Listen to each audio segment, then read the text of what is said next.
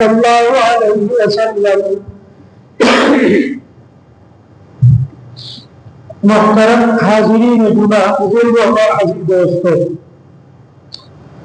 میں نے قرآن کریم کی ایک آیت اور جناب محمد رسول اللہ صلی اللہ علیہ وسلم کی ایک حدیث آپ کو سنائی۔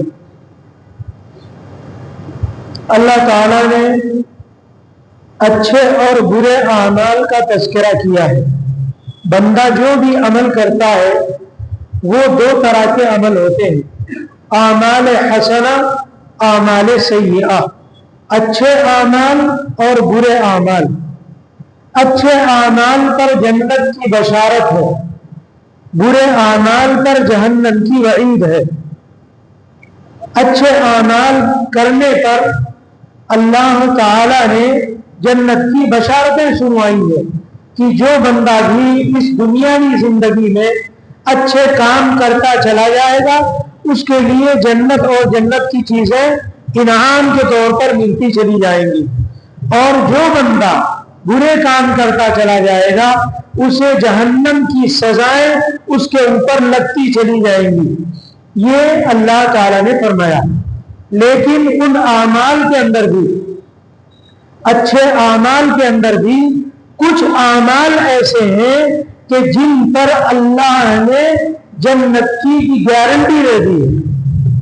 کچھ اعمال ایسے ہیں کہ جن اعمال کے کرنے سے اللہ تعالیٰ نے ان عمل کے کرنے والوں کو جنت کی گارنٹی دے دی ہے، ایسے اعمال ہیں۔ اسی طریقے سے کچھ اچھے اعمال پر جناب محمد رسول اللہ صلی اللہ علیہ وسلم جو صاحب قرآن امام الانبیاء ہے، انہوں نے اپنی زبان سے، اپنے لسان مطہر اور مقدس سے اس عمل کے کرنے والے کو جنت کی گارنٹی دی ہے۔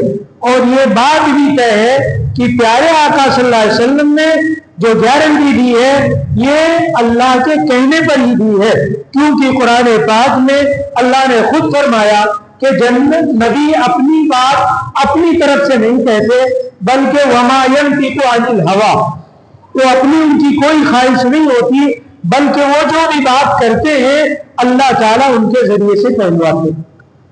تو اللہ نے جنت کی گارنٹی دی، جناب محمد رسول اللہ صلی اللہ علیہ وسلم نے اس بندے کو جنت کی گارنٹی دی جو اچھے اعمال میں سے کچھ اعمال، جو میں ابھی آپ کے سامنے حدیث پڑھتا چلا جاؤں گا، اللہ کے قرآن کو پڑھوں گا، اس میں آپ اندازہ لگائیں گے کہ کن اچھے اعمال پر جنت کی گارنٹی ملی ہے۔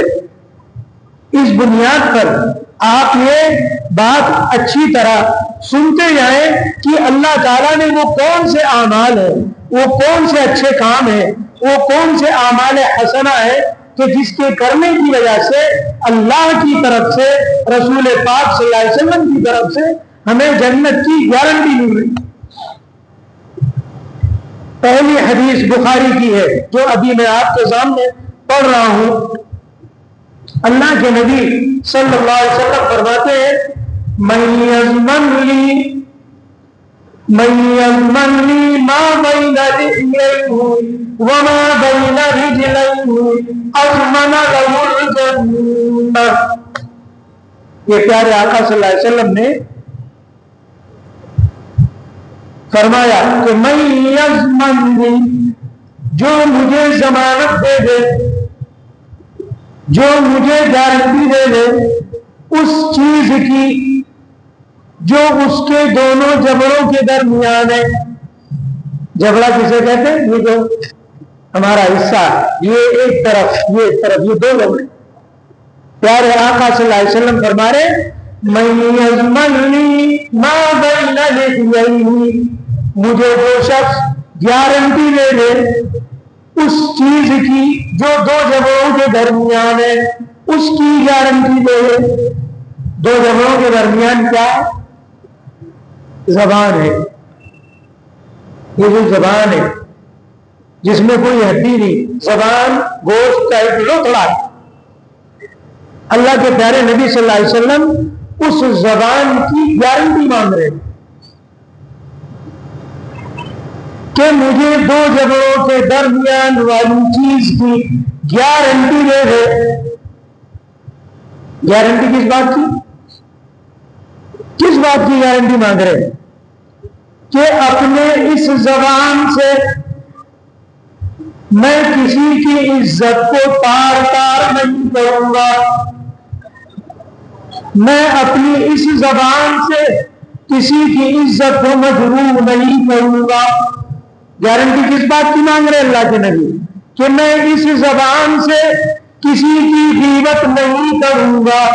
میں اس زبان سے کسی کی چغلی نہیں کروں گا. میں اس زبان سے جھوٹ نہیں بولوں گا. گارنٹی کس بات کی مانگ رہے اللہ کے نبی؟ کہ میں اس زبان سے کبھی کوئی کلمہ کفر نہیں نکالوں گا. میں اس زبان سے کبھی کسی کا دل نہیں دکھاؤں گا. جو گارنٹی دے رہے اللہ کے نبی کو، تو یہ گارنٹی اللہ کے نبی کی ہے.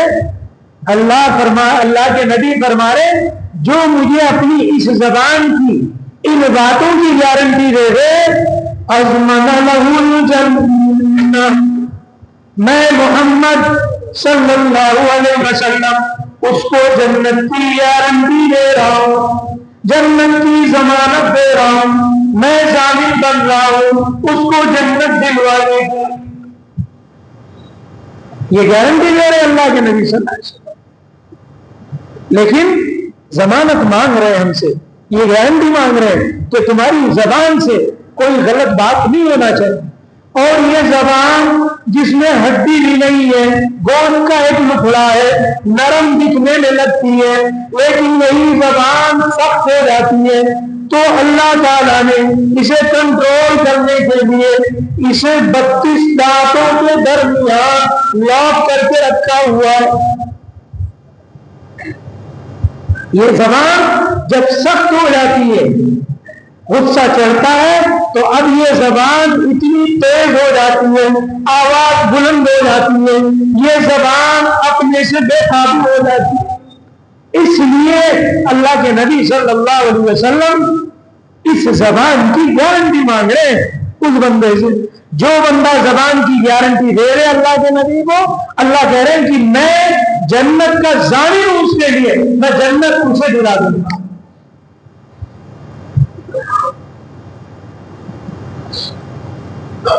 ایک اور ترمذی کی حدیث مجھے یاد ہے، میں آپ کو سنانا چاہتا ہوں، دماغ روشن ہو جائے گا آپ کا. سنیے تو آپ. ایک صحابی رسول ہے معاذ بن جبل رضی اللہ عنہ. کیسے صحابی ہے؟ جوان ہے، کڑیل جوانی ہے. اس جوانی میں صحابہ کرام نے انہیں سلطان العلماء کا خطاب دے رکھا ہے. اللہ کی طرف سے فضل ہے. جوان ہے لیکن تقوی میں، بزرگی میں اتنے آگے مقام پا چکے ہیں کہ صحابہ نے انہیں علماء میں ممتاز علماء کا، سلطان العلماء کا مقام دے رکھا. ان کی بات ہے، فرماتے ہیں کہ مرتبہ اللہ کے نبی صلی اللہ علیہ وسلم نے فرمایا واللہ یا معاذ انی لا احبک. اللہ کے نبی صلی اللہ علیہ وسلم نے اللہ کی قسم کھا کر کہا کہ اے معاذ، اور 2 مرتبہ کہا کہ میں تجھ سے محبت کرتا ہوں. اس معاذ کی بات ہو رہی ہے. یہ معاذ رضی اللہ تعالیٰ عنہ آپ صلی اللہ علیہ وسلم سے سوال کرتے ہیں یا رسول اللہ صلی اللہ علیہ وسلم، مجھے کوئی ایسا عمل بتلا دیجیے کہ میں اسے کر کے جنت کما لوں. تلنی علی عمل، سوال کر رہے ہیں، تلنی علی عمل من یقربنی الی الجنہ وفی روایت یدخلنی الجنہ. سوال کر رہے ہیں کہ مجھے کوئی ایسا عمل بتلا دیجیے کہ جس عمل کو کر کے میں جنت پالوں، جنت مل جائے.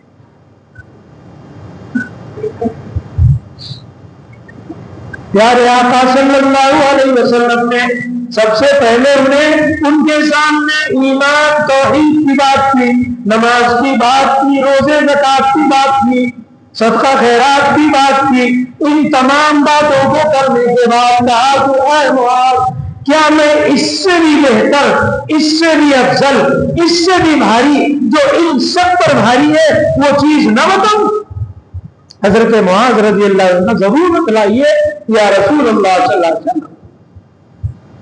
اللہ کے نبی نے کہا کہ اے معاذ میرے چہرے پہ دیکھو۔ آپ نے اپنی زبان نکالی اور زبان کو پکڑ کے کہا کہ معاذ اسے کنٹرول میں رکھو۔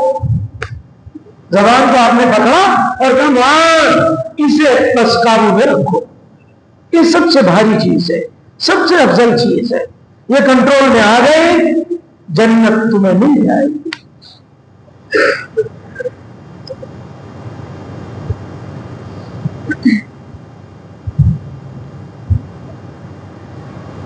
اللہ تعالیٰ نے کلام پاک میں کیا فرمایا؟ لا خیر فی کثیر من نجواہم الا من امر بصدقۃ او معروف او اصلاح بین الناس۔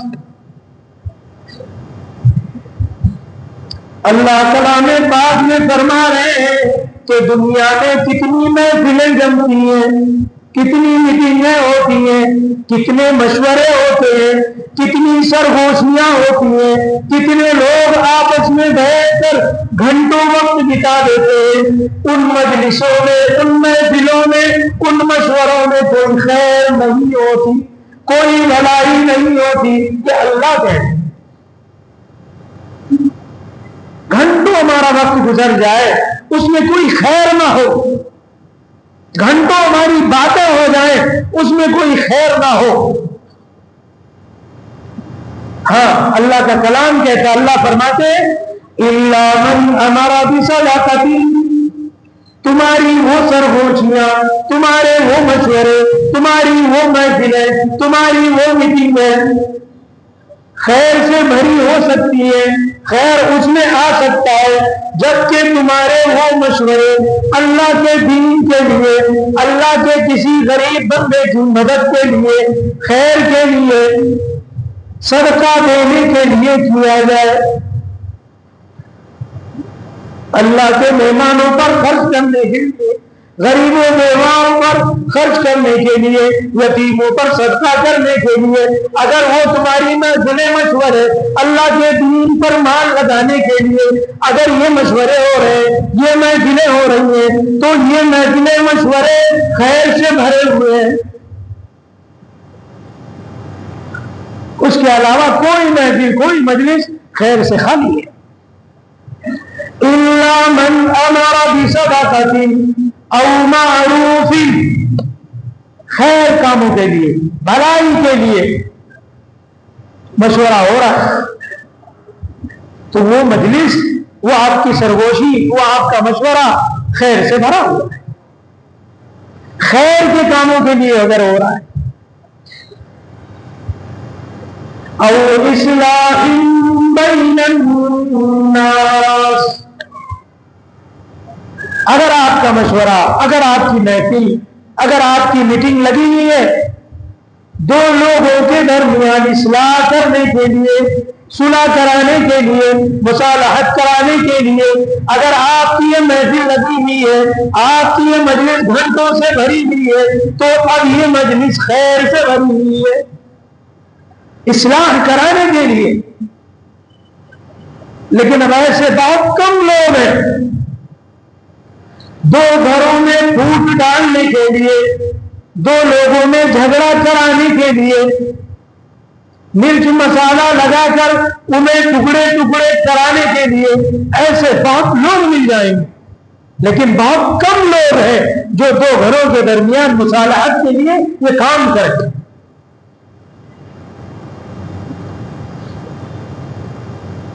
کچھ لوگوں نے تو ٹھیکہ ہی لے رکھا ہے کہ دو گھروں میں کس طرح بات انبن کرا دی جائے۔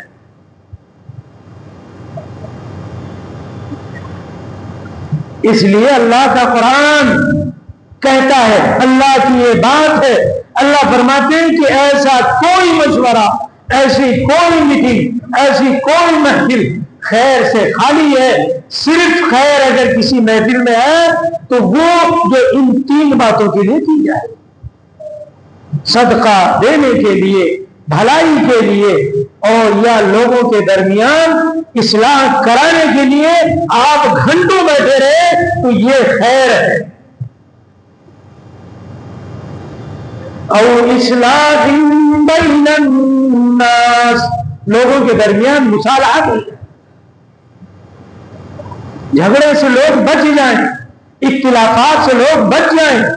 ان میں ایکی اور اتفاق اور اتحاد کرانے کے لیے اگر آپ کسی جگہ بیٹھے اور گھنٹوں آپ کا جا رہا ہے تو یہ ضائع نہیں ہے، یہ خیر ہے، خیر بھرا ہوا اس میں.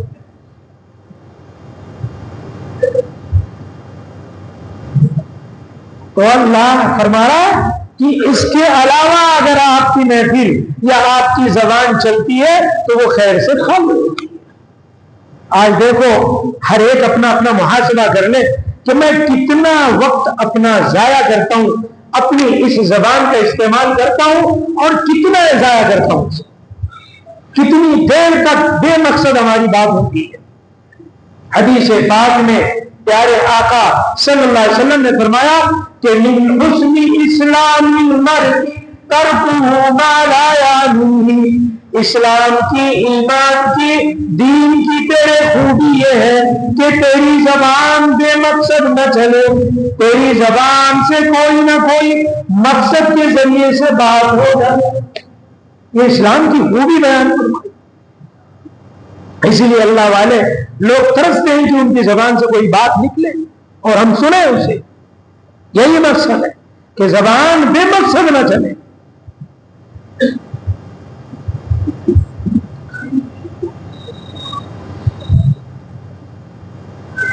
تو ایک بات آپ کے سمجھ میں آ گئی. حدیث پاک میں فرمایا اللہ کے نبی صلی اللہ علیہ وسلم نے کہ میں اسے جنت کی گارنٹی دیتا ہوں جو مجھے 2 باتوں کی گارنٹی دے دے. ایک بات ہو گئی کہ جو 2 جبڑوں کے درمیان ہے وہ کیا ہے؟ زبان. زبان کی اگر گارنٹی دے دی ہم نے تو اللہ کے نبی نے ہمیں جنت کی گارنٹی دے دی. اور دوسری چیز فرمائی من یضمن لی وما بین رجلین، اللہ کے نبی سے فرماتے ہیں کہ جو تمہاری 2 رانوں 2 ٹانگوں کے درمیان ہے تم اپنے اس چیز کی مجھے گارنٹی دے دو، اپنے شرمگاہ کی، عزت کی، ناموس کی، حفاظت کی گارنٹی مجھے دے دو، جنت کی گارنٹی مجھ سے لے لو. تمہارے 2 رانوں کے درمیان جو چیز شرمگاہ کی حفاظت. اسی لیے اللہ تعالیٰ نے کلام پاک میں مومنین کی ایک لسٹ جاری کی ہے کہ میرے سچے پکے مومن کون ہیں.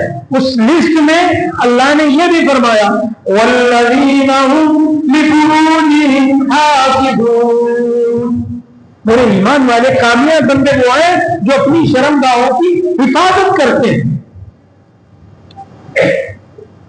شرمگاہ کی حفاظت، اس کا استعمال غلط نہ ہو، غلط جگہوں پہ نہ ہو، اس کی جو مجھے گارنٹی دے گا اللہ کے نبی فرما رہے کہ میں مجھ سے جنت کی گارنٹی دے گا.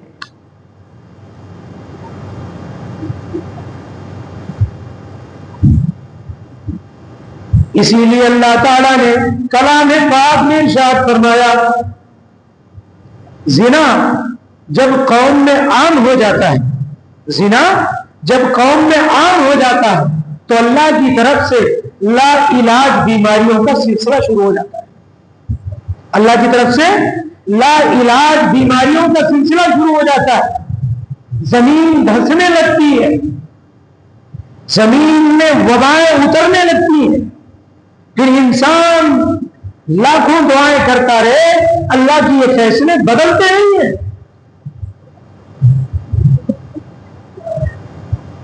اسی لیے تو اللہ نے کلام پاک میں فرمایا وَلَا تَقْرَبُوا الزِّنَا إِنَّهُ كَانَ فَاحِشَةً وَسَاءَ سَبِيلًا، اللہ نے یہ نہیں کہا کہ زنا مت کرو، نہیں، زنا کے قریب بھی مت جاؤ، ان اسباب کو بھی اختیار مت کرو جو زنا تک تمہیں پہنچانے والے ہیں، کیونکہ جب تم کسی سیڑھی اور زینے پر چڑھو گے تو پہلا زینے پہ اگر چڑھو گے تو دھیرے دھیرے اس سیڑھی کے آخری منزل پہ بھی پہنچ جاؤ گے۔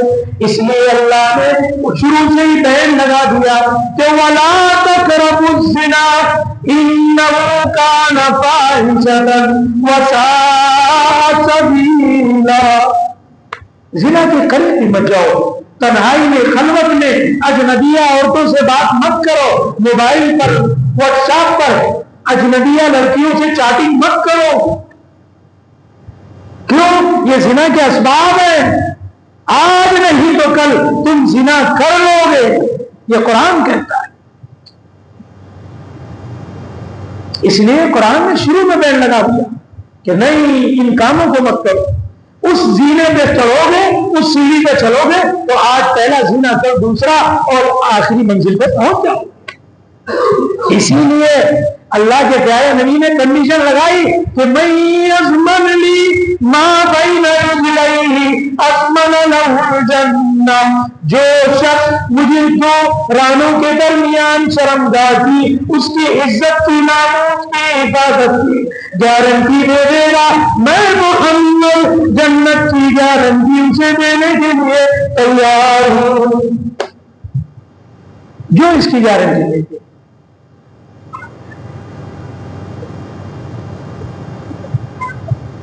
الحمدللہ۔ اس لیے میرے عزیزوں، یہ بہت بڑا معاملہ آج سماج میں بکھرا ہوا، اسی لیے اس مضمون کو آج میں نے آپ کے سامنے رکھا۔ کیا عام، کیا خاص، کیا جوان، کیا بوڑھا، ہماری قوم اس میں مبتلا ہے۔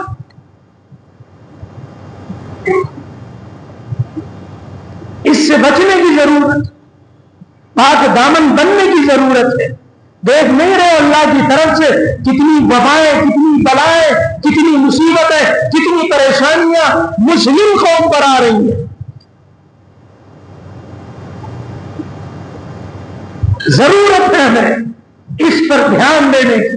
اپنی عزت کی، ناموس کی حفاظت کی ذمہ داری ہمارے اپنے اوپر ہے۔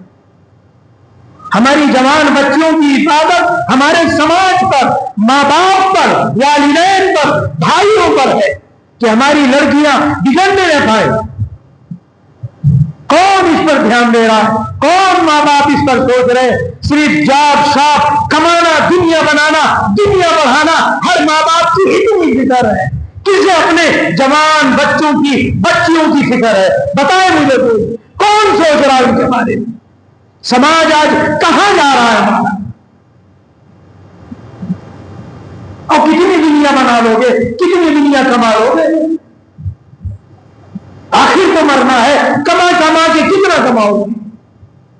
بچوں پہ دھیان دو، تربیت کرو۔ زنا جیسی وبائیں عام ہوتی جا رہی ہیں۔ اس لیے محترم دھیان دینے کی ضرورت۔ میرے بزرگوں، اپنے بچوں کو قریب کرو، اپنے سینے سے، اپنے سے قریب کرو انہیں۔ یہ بہت عظیم اللہ کی نعمت ہے، اس نعمت کو آج ہم خود ضائع کر رہے ہیں۔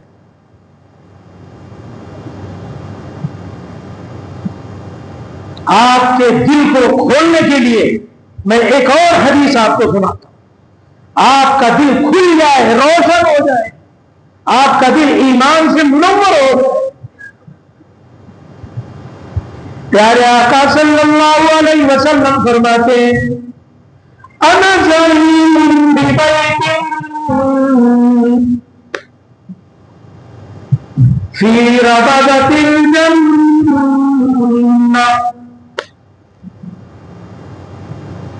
پیارے آقا، کتنی عجیب بات، پورے دریا سمندر کو دو جملوں میں بند کر دیتے ہیں۔ یہ زبان مبارک کی برکت تھی، یہ پیارے آقا صلی اللہ علیہ وسلم کے زبان کی فصاحت تھی۔ بہت لمبی چوڑی بات آپ نہیں کیا کرتے تھے، دو جملے میں سارا منظر سمجھا دیا۔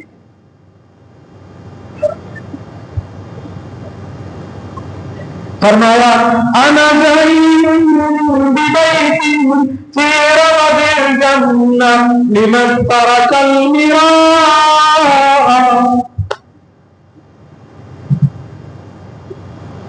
میں اسے جنت کے آس پاس، میں اس شخص کو جنت کے آس پاس گھر دلانے کی ذمہ داری لیتا ہوں۔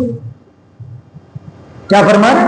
جنت کے درجے اللہ نے بتائے، کیٹیگری ہے جنت میں، ہمارے جیسے اعمال ہوں گے ویسے اللہ کی طرف سے جنت ملے گی۔ تو جنت میں کیٹیگری ہے، نیچے درجے کی جنت ہے، درمیانی جنت ہے اور اعلیٰ جنت ہے۔ فرمایا انا ربیع ببیت فی ربد الجنہ لمن ترک المراء وإن کان محقا، میں جنت کے آس پاس اسے گھر دلانے کی ذمہ داری لیتا ہوں جو بندہ میرا حق پر رہتے ہوئے بھی جھگڑے کو چھوڑ دے، جھگڑا نہ کرے، اسے پتا کہ میں حق پر ہوں، میری کوئی غلطی نہیں ہے، لیکن اس کے باوجود جھگڑا نہ ہو اس لیے سرنڈر کر دیتا اپنے آپ کو، چلو جانے دو، کون جھگڑا کرے، کون اس سے لڑائی کرے، کون باتوں کو بڑھائے، باتوں کو بڑھانے سے بہتر ہے کہ میں حق پر رہتے ہوئے چھوڑ دیتا ہوں اس معاملے کو۔ تو فرماتے انا زعیم فی ربد الجنہ، یہ میرے اور آپ کی بات نہیں ہے، میرے اور آپ کی گارنٹی نہیں ہے، یہ گارنٹی دے رہے ہیں جناب محمد رسول اللہ صلی اللہ علیہ وسلم۔ حق پر رہتے ہوئے اگر چھوڑ دیتا ہے تو فرماتے ہیں کہ میں جنت کے آس پاس اسے گھر دلانے کی ذمہ داری لیتا ہوں۔ اس سے اگلی منزل سنو، فرماتے ہیں وَأَنَا زَعِيمٌ بِبَيْتٍ فِي وَسَطِ الْجَنَّةِ لِمَنْ تَرِكَ الْكَذِبَ وَإِنْ كَانَ مَازِحًا۔ کتنی عجیب بات فرمائی پیارے آقا صلی اللہ علیہ وسلم نے۔ فرماتے ہیں میں جنت کے بیچ میں، سینٹر میں، میں جنت کے سینٹر میں اسے گھر دلانے کی ذمہ داری لیتا ہوں جو مجھے اس بات کے لیے گارنٹی دے دے کہ میں اپنی اس زبان سے جھوٹ نہیں بولوں گا، چاہے وہ مذاق میں ہی کیوں نہ ہو، مذاق میں بھی جھوٹ نہیں بولوں گا۔ آج لوگوں کو ہنسانے کے لیے جھوٹ بول دیا کرتے ہیں، لوگ اپنی زبان سے اتنا جھوٹ بولتے ہیں کہ تاجر کی یہ سوچ بن گئی اگر میں جھوٹ نہیں بولوں گا تو میری دکان کیسے چلے گی، اگر میں جھوٹ نہیں بولوں گا تو اپنے بچوں کو کیا کھلاؤں گا، اگر میں جھوٹ نہیں بولوں گا تو میں مقدمہ کیسے جیتوں گا، اگر میں جھوٹ نہیں بولوں گا تو آخر یہ میرا کاروبار کیسے چلے گا۔ یہ مزاج بن گیا ہمارا۔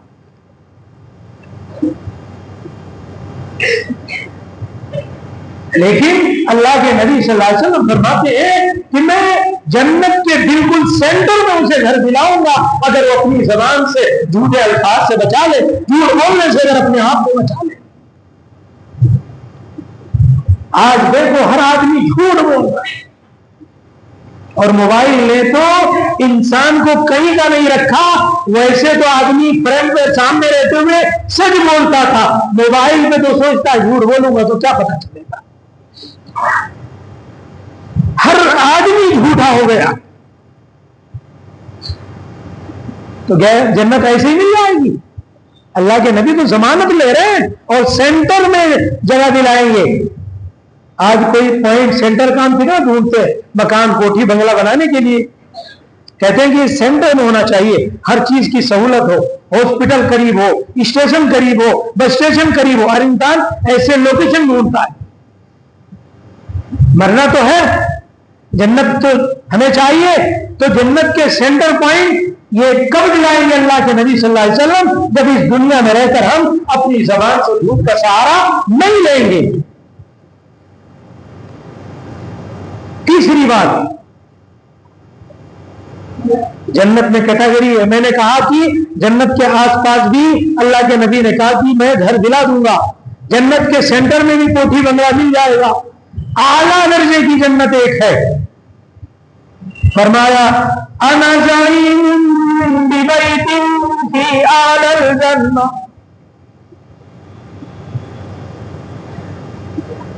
अना ज़ईमुन बिबैतिन फी आलल जन्नह लिमन काना असमा कुलुहु। प्यारे आका सल्लल्लाहु अलैहि वसल्लम कितनी बात अजीब फरमा रहे कि मैं आला जन्नत की बात कर रहा हूं, तुम्हें आला जन्नत में घर दिलाने की बात कर रहा हूं। तुम्हारा कोठी बंगला सबसे हाइट पर रहेगा, हिल स्टेशन होगा, ऊंचे से पूरी जन्नत तुम देख लोगे। ऐसी जगह तुम्हें जन्नत में तुम्हारा कोठी बंगला मैं दिलाने की गारंटी दे रहा हूं उस शख्स को जिसके अखलाक अच्छे, अखलाक अच्छे हो। हमारे अखलाक बुलंद होने चाहिए, और अखलाक उसका कोई लिमिट नहीं, हर जगह हमें अखलाक दिखाना है। मस्जिद में ही नहीं, बाजार में, दुकान में, कारोबार में, घर में, माँ बाप के साथ, बीवी बच्चों के साथ, औलाद के साथ, हर जगह आपके अखलाक की परख है, हर जगह अखलाक दिखाने। अब इतने कम वक्त में मैं अखलाक क्या क्या बताऊं, एक सिर्फ मिसाल प्यारे आका जनाब मोहम्मद रसूलुल्लाह सल्लल्लाहु अलैहि वसल्लम की सुनाकर बात को खत्म करूंगा। और आप सल्लल्लाहु अलैहि वसल्लम को अखलाक का मुकम्मल नमूना बनाकर भेजे गए थे। शुरू खुतबे में मैंने ये हदीस सुनाई थी। प्यारे आका फरमाते इन्नमा बुइस्तु लिउतम्मिमा मकारिमल अखलाक, मैं तो मुकम्मल अखलाक का नमूना और अखलाक को मुकम्मल करने के लिए दुनिया में भेजा गया हूं। तो आपके अखलाक कैसे होंगे?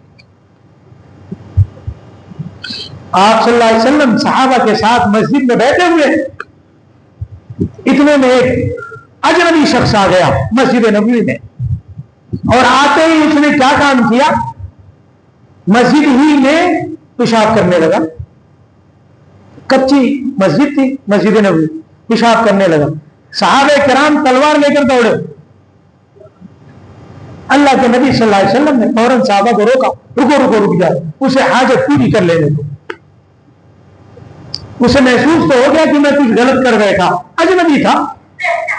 आखिर हाजत से पूरा हुआ, सामने लाया गया जनाब मोहम्मद रसूलुल्लाह। आपने उससे कहा इन्न हाज़िहिल मसाजिद लिमन बुनियत लिमन हाज़ा इन्नमा बुनियत ज़िक्रुल्लाह।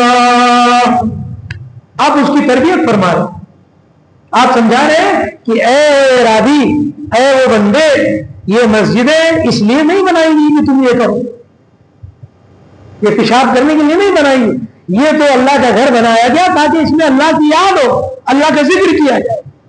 आप उसे अच्छे से उसकी तरबियत कर रहे हैं, उसे समझा रहे हैं। उसके बाद आपने उससे पूछा कि क्यों आना हुआ, कौन हो? कहा कि मैं फला बहुत दूर दराज इलाके से आया हूं और मैंने सुन रखा था कि आप बड़े माल वाले हैं और खुले दिल से आप माल देते हैं, उस माल को लेने के लिए मैं आया हूं। कोई ईमान वाला नहीं था। अल्लाह के नबी सल्लल्लाहु अलैहि वसल्लम ने कहा ठीक है। आपने कहा कि भाई इसे खूब तोहफे का दो। आपने बकरियां दी, दीनार दिरहम दिलवाए और फिर रुखसत करने के लिए उसे मस्जिद नबी के दरवाजे तक आए। अब दरवाजे से जब वो कदम निकाल कर इतने सारे तोहफे ताइब लेकर चलने लगता है तो पलटता है आप सल्लल्लाहु अलैहि वसल्लम की तरफ और पलट कर कहता है कि मोहम्मद, सब कहो भाई सल्लल्लाहु अलैहि वसल्लम, बड़े बखील आदमी हो, जब भी प्यारे नबी का नाम लिया जाए या आप जब भी ले तो आपके ऊपर दरूद पढ़ना वाजिब हो जाता है। क्यों नहीं कहते मोहम्मद? सब जोर से कहो सल्लल्लाहु अलैहि वसल्लम। आप सल्लल्लाहु अलैहि वसल्लम ने जब वो पलटे और आपकी नजर पड़ी तो कहता है कि मैं कलमा पढ़ने नहीं आया था, मैं तो ये माल लेने आया था। لیکن آپ کے اخلاق نے، سنو مسلمانوں یہ بات سنانی ہے تمہیں، آپ کے اخلاق نے مجھے کلمہ پڑھنے پر مجبور کر دیا۔ آپ نے دعوت نہیں دی، آپ نے کلمہ پڑھنے کو نہیں کہا، آپ نے اخلاق کی ایک مثال دکھائی اسے، اور اس اخلاق نے مجھے کلمہ پڑھنے پر مجبور کر دیا۔ اس لیے میرے بھائی درد دل کے ساتھ، درد دل کے ساتھ حسن اخلاق سے اگر دعوت دی جائے تو سامنے والا قبول کرے گا۔ درد دل ہونا چاہیے، اخلاق ہونے چاہیے، دین کی دعوت دو تو وہ ضرور قبول کرے گا۔